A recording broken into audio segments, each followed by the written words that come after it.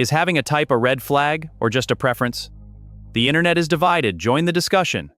In this viral clip, a debate unfolds over modern dating preferences. First, we hear from a woman who critiques the language men use to describe their type. Then, we see a rebuttal from a creator who argues that men should be allowed to have standards without being unfairly judged. It's a polarizing take on attraction and double standards. Let's dive in. And when I ask you, as a man, what your type is, you give me these descriptions.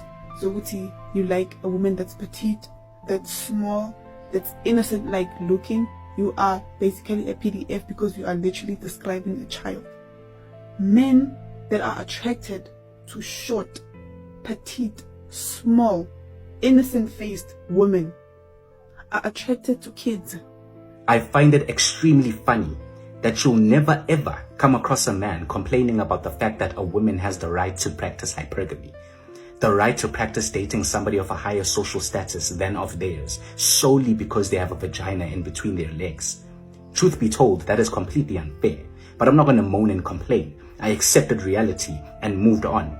But as soon as a man has set standards for himself, for a female that he wants to spend the rest of his life with, they are immediately deemed inconsiderate and immediately dehumanized. I find it funny. Uyazi umbasela ungakavuli ngisho nomlomo kumele uyogeza unegazi lenja unento ekuthiwa icika face.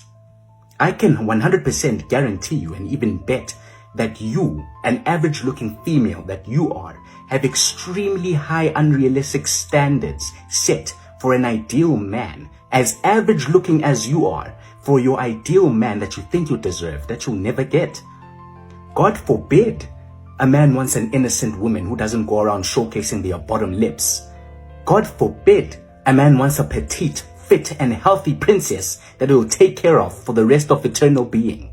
God forbid that a man has standards and preferences. God forbid. Because if we were to live by the delusion and mindset that you're trying to propagate, then men would be left with no other option than to date the inverse of what you basically described, which is an obese, outgoing, licentious slut. Who am I? Who do I look like dating such? Just because some chick from TikTok said so, some average bimbo from TikTok said so. Wavundugapi, who are you? In retrospect, men's standards, matter of fact, have always been overlooked. Always. And they've always been overlooked, funny enough, by these insecure, depressed, ugly females who are genuinely trying to wipe out their competition, make men feel bad about their choices so that they can potentially have an eye on them.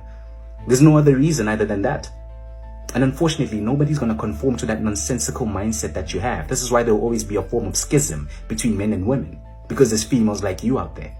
The reason as to why your content is not getting as much views is the same reason as to why you're potentially single. You're deluded.